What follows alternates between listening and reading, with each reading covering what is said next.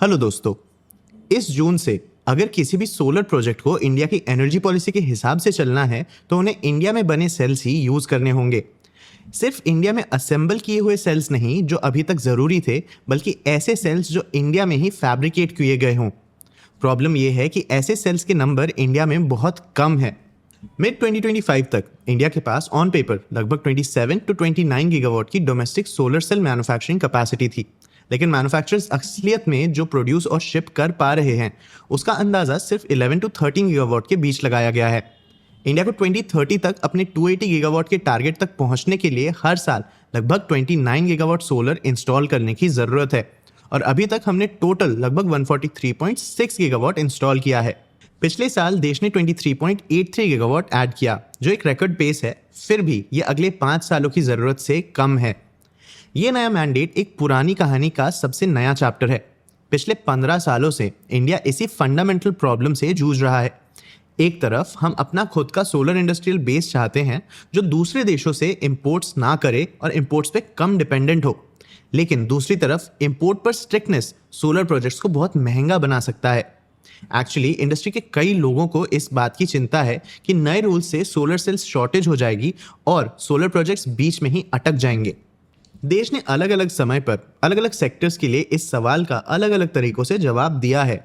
हम इंडिया के local sourcing rules और उन लोगों के ग्रुप को देखेंगे जो इसका सपोर्ट करते हैं और वो जो ऐसा नहीं करते, और उसके पीछे की वजह क्या है ये भी जानेंगे। आज के इस वीडियो में हम इस नए रूल के बारे में डिटेल में समझेंगे। सबसे पहले हम इस रूल की हिस्ट्री को समझेंगे, उसके बाद हम इंडस्ट्री का हिस्टोरिकल रिस्पॉन्स देखेंगे, एंड में हम इस रूल का करंट पॉसिबल इम्पैक्ट समझेंगे। मैं हूं आपका होस्ट देव, आप देख रहे हैं मार्केट्स बाय ज़ीरोधा हिंदी। चलिए शुरू करते हैं। सबसे पहले इस रूल की हिस्ट्री को समझते हैं। इंडिया की सोलर सप्लाई चेन को लोकल बनाने की पॉलिसी पिछले 15 सालों में काफी इवॉल्व हुई है, और इसे समझना आज की हालत को समझने के लिए बहुत जरूरी है। 2010 में हमने Jawaharlal Nehru national solar mission या JNNSM शुरू किया था, जिसका गोल इंडिया को सोलर पावर कैपेसिटी में ग्लोबल लीडर बनाना था। इस मिशन के अंडर एक डोमेस्टिक कंटेंट रिक्वायरमेंट या DRC लाया गया। आइडिया ये था कि अगर इंडिया इतनी ज़्यादा सोलर कैपेसिटी बनाने वाला है तो उसे इस डिमांड का यूज़ अपना डोमेस्टिक मैन्युफैक्चरिंग बेस खड़ा करने के लिए करना चाहिए। कुछ खास प्रोजेक्ट्स के लिए इंडियन मेड सेल्स और मॉड्यूल्स यूज़ करना कंपलसरी कर दिया गया, लेकिन WTO हमारे लोकल कंटेंट रूल से खुश नहीं था। 2013 में US ने एक फॉर्मल कंप्लेन किया और कहा कि इंडिया के DCR मेजर्स इंपोर्टेड सेल्स और मॉड्यूल्स के साथ भेदभाव करते हैं। जब तक एपेलेट बॉडी का फैसला आया, इंडिया पूरी तरह हार चुका था। मिशन के लेवल पर लगाया गया ये broad content requirement free trade के रूल्स के खिलाफ पाया गया, लेकिन लोकलाइजेशन को छोड़ने की बजाय इंडिया ने इसे एक नए तरीके से डिजाइन किया। DCR को थोड़ा छोटा किया गया और इसे गवर्नमेंट बैक्ड स्कीम से जोड़ दिया गया, जैसे कि पब्लिक सेक्टर एंटरप्राइज टेंडर्स, किसान सोलर स्कीम्स और ग्रिड कनेक्टेड रूफटॉप प्रोग्राम्स। ये ब्लैंकेट रिक्वायरमेंट के मुकाबले ज़्यादा बेहतर तरीका था जो पूरे प्राइवेट मार्केट पर अप्लाई नहीं होता था। सबसे बड़ा चेंज तब आया जब 2019 में approved list of models and manufacturers या ALMM लॉन्च किया गया। ये डोमेस्टिक सोलर प्रोडक्ट्स की एक गवर्नमेंट रजिस्ट्री है जिसमें से डेवलपर्स को सामान खरीदना पड़ता है अगर उन्हें रूल्स फॉलो करना है। इसमें 2 लिस्ट्स हैं। लिस्ट 1 मॉड्यूल्स के लिए है और लिस्ट 2 उन सोलर सेल्स के लिए है जिनसे मॉड्यूल्स बनते हैं। लिस्ट 1 2021 से काम कर रही है, जबकि लिस्ट 2 इस जून से शुरू होने वाली है। और ये दिखाने के लिए कि गवर्नमेंट का एम्बिशन फ्यूचर तक का है, एक ALMM लिस्ट 3 पर भी काम चल रहा है। ये सप्लाई चेन में और भी बारीकी में जाएगी, जैसे इंगट्स और वेफर्स, और इसे जून 2028 के लिए शेड्यूल किया गया है। अब इसमें से ज़्यादातर नॉन टैरिफ बैरियर्स थे। आखिरकार टैरिफ्स WTO के हिसाब से हमेशा सही नहीं होते थे, लेकिन 2022 में इंडिया ने इंपोर्टेड सोलर मॉड्यूल्स पे 40% और इंपोर्टेड सेल्स पर 25% की बेसिक कस्टम्स ड्यूटी या BCD लगा दी। मैन्युफैक्चरिंग को डोमेस्टिक करने की कोशिश अब बिल्कुल साफ थी, लेकिन हर बार जब इंडिया ने अपने लोकल सोर्सिंग रूल्स को स्ट्रिक्ट किया तो इंडस्ट्री या कम से कम उसका एक हिस्सा इससे डिससैटिस्फाइड होता था। JNNSM के अंडर पहले DCR रूल्स आने के बाद डेवलपर्स ने बताया कि बिड्स अवार्ड होने के बाद डोमेस्टिक सेल के दाम 15 to 16% बढ़ गए, जिससे प्रोजेक्ट्स के पैसे का हिसाब किताब बिगड़ गया। कुछ ने तो पावर परचेज एग्रीमेंट साइन करने से तक मना कर दिया। 2017 तक DCR टेंडर्स मार्केट से लगभग गायब हो गए थे। डेवलपर्स ने बिना किसी लिमिटेशंस के प्रोजेक्ट्स बनाना बेहतर समझा। चाहे उन्हें पॉलिसी के मुताबिक ना चलना पड़े। 2022 में कस्टम्स ड्यूटी आने से डेवलपर्स मजबूर हो गए कि वो पॉलिसी शुरू होने के पहले से ही मॉड्यूल्स का स्टॉक जमा कर लें। उस साल के सिर्फ पहले क्वार्टर में डेवलपर्स ने लगभग 9.7 गीगावाट सोलर मॉड्यूल्स इंपोर्ट किए, जो पिछले साल के मुकाबले 210% ज़्यादा था। एक बार जब ड्यूटी लग गई तो मॉड्यूल्स की कॉस्ट लगभग 40% तक बढ़ गई। वहीं दूसरी तरफ जिन लोगों ने स्टॉक जमा नहीं किया था, उन्होंने बचने के दूसरे रास्ते ढूंढे। कुछ रास्ते शायद लीगल नहीं थे, जैसे 2024 में कई सोलर कंपनीज पर 1900 करोड़ रुपीस की कस्टम्स ड्यूटी की चोरी की इन्वेस्टिगेशन हुई।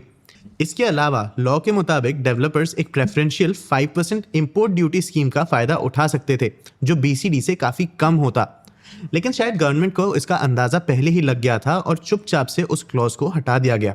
सितंबर 2022 में एक मिनिस्ट्रियल रिव्यू मीटिंग बुलाई गई, जिसमें सोलर इंडस्ट्री के काफी बड़े मेंबर्स शामिल थे।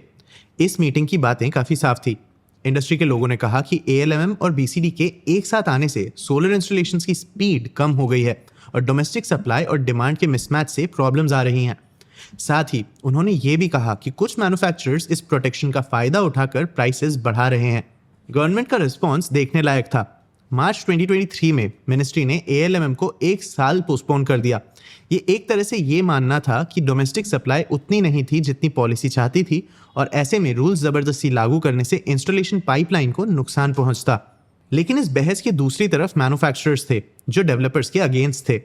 आखिरकार ALMM लिस्ट उनके लिए एक प्रोटेक्शन थी जो उनके प्रोडक्ट्स की डिमांड को पक्की रखती थी। जब इंपोर्ट्स महंगे हो गए तो डोमेस्टिक प्रोडक्ट्स को बेहतर मार्जिन मिलने लगे थे। 2014 से 2017 के ऑक्शन एक्सपीरियंस पर एक स्टडी ने बताया कि DCR की वजह से सोलर पावर की कॉस्ट पर यूनिट लगभग 6% बढ़ गई थी। इंडियन पैनल्स उस दौरान इंटरनेशनल पैनल से लगभग 14% महंगे थे। सबसे ज़रूरी बात यह थी कि स्टडी में ऐसा कोई सबूत नहीं मिला कि इंडियन मैन्युफैक्चरर्स एक्सपोर्ट मार्केट में बड़ी जगह बना पाए हों। तो प्रोटेक्शन तो थी, पर वो लोकल डेवलपर्स के लिए काफ़ी नहीं थी। 2024 के एंड में क्रिसिल ने एस्टिमेट किया कि कस्टम्स ड्यूटी लगने के बाद भी इंडियन सेल्स अभी भी चाइनीज सेल से 1.5 से 2 गुना ज़्यादा महंगे हैं। अगर जून का सेल मैंडेट पूरी तरह से बिना किसी रिलीफ के आता है तो क्रिसिल के हिसाब से project costs 5 to 10 million rupees पर मेगावाट बढ़ सकती हैं और tariffs 0.4 to 0.5 rupees per unit तक बढ़ सकते हैं। जिन डेवलपर्स ने बिड्स पहले ही लॉक इन कर दिए थे, उनके लिए ये एक बड़ा स्ट्रक्चरल प्रॉब्लम है जिसका कोई आसान इलाज नहीं है। अगर लोकल रूल्स की वजह से पैसा इंडियन मैन्युफैक्चरिंग में लगता है और अगर इंडियन मैन्युफैक्चरर्स आगे चलकर सस्ता सामान बनाने लगते हैं, तो आज की हाई कॉस्ट कल के लिए एक इन्वेस्टमेंट है। अब इंडिया की मॉड्यूल मैन्युफैक्चरिंग कैपेसिटी प्रोटेक्शन की वजह से एक्चुअली बढ़ी है। 2019 में 11 गीगावाट से लेकर 2025 तक 60 to 120 गीगावाट के बीच। 2025 के नंबर्स इस पर निर्भर करते हैं कि आप कौन से एस्टिमेट्स देख रहे हैं। टोटल कंजम्पशन में मॉड्यूल इंपोर्ट्स का शेयर 2022 से 2024 के बीच लगभग 45% से गिरकर 25% हो गया है। ये दिखाता है कि इंडस्ट्रियल डेवलपमेंट एक्चुअली हुई है। लेकिन ये ग्रोथ सिर्फ मॉड्यूल असेंबली तक ही लिमिटेड है, जहां आप सोलर सेल्स लेकर उन्हें पैनल्स में जोड़ते हैं। ये सोलर वैल्यू चेन का कोई बहुत टेक्निकल काम नहीं है। इससे आगे बढ़ने के लिए ज़्यादा पैसा, बेहतर टेक्नोलॉजी और बहुत ज़्यादा पेशेंस चाहिए। इंडिया के एक्सपोर्ट नंबर्स असली कहानी ज़्यादा क्लियरली बताते हैं। सोलर एक्सपोर्ट्स बढ़े हैं, पर लगभग 97% मॉड्यूल्स US जा रहे हैं। लेकिन US इंडियन प्रोडक्ट्स इसलिए नहीं खरीद रहा क्योंकि उनकी क्वालिटी बेहतर है। वॉशिंगटन ने खुद चाइनीज सोलर इक्विपमेंट पर स्ट्रिक्ट बैरियर्स लगाए हैं। ऐसे में इंडिया को ज़्यादातर अमेरिकन जियोपॉलिटिकल टेंशन का बड़ा फायदा मिल रहा है, ना कि ग्लोबल कम्पिटिटिवनेस का। और जैसा हमने पहले भी देखा है, चाइना का दबदबा अभी भी बहुत ज़्यादा है। इंडिया के सोलर इंपोर्ट्स का 3/4 हिस्सा अभी भी चाइना से आता है। 2024 तक भी क्रिसिल ने एस्टिमेट किया कि टोटल कंजम्पशन में सेल इंपोर्ट्स का शेयर लगभग 80% था और ये लगभग सब चाइना से ही था। जून 2026 का मैंडेट इसी प्रॉब्लम को ठीक करने की कोशिश है, लेकिन ये लॉजिक तभी काम करेगा जब मैंडेट के वक्त असलियत में सेल्स की कैपेसिटी अवेलेबल होगी। ये पहले ही साफ हो चुका है कि हेडलाइन कैपेसिटी और असली आउटपुट में बहुत ज़्यादा डिफरेंस होता है। डेवलपर्स ने पहले ही हाईटेक टॉपकॉन सेल्स की कमी के बारे में बताया है, जिन्हें बड़े यूटिलिटी प्रोजेक्ट्स में ज़्यादा एफिशिएंसी के लिए यूज़ किया जाता है। सप्लाई चेन में अब जितना पीछे जाएंगे, मतलब सेल्स से इंगट्स की तरफ, सिचुएशन उतनी ही वीक होती जाएगी। इंडिया की पहली कमर्शियल इंगट वेफर फैसिलिटी सिर्फ 2 गीगावाट की थी, जो फाइनेंशियल 25 में शुरू हुई। गवर्नमेंट ने लिस्ट 3 अनाउंस तो कर दिया है, पर लगता है कि वही सप्लाई डिमांड की प्रॉब्लम 2 साल बाद फिर सामने आएगी जब वेफर्स की बारी आएगी। इंडिया अपनी सोलर इंडस्ट्रियल पॉलिसी से पीछे नहीं हटने वाला। रास्ता तय हो चुका है। लोकलाइज करो, सप्लाई चेन में आगे बढ़ो और चाइना पर डिपेंडेंस कम करो। आपको क्या लगता है, क्या इंडिया इन प्रॉब्लम्स को ठीक कर पाएगा? अपने व्यूज हमें कमेंट सेक्शन में जरूर बताना। आगे आप कौन से टॉपिक्स पे वीडियोस देखना चाहते हो, ये भी हमें कमेंट सेक्शन में जरूर बताना। अगर ये वीडियो आपको इन्फॉर्मेटिव लगा तो इसे लाइक और शेयर जरूर करना। ऐसे ही और वीडियोस के लिए चैनल को सब्सक्राइब भी कर लेना। आज के लिए इतना ही, मिलते हैं अगले वीडियो में।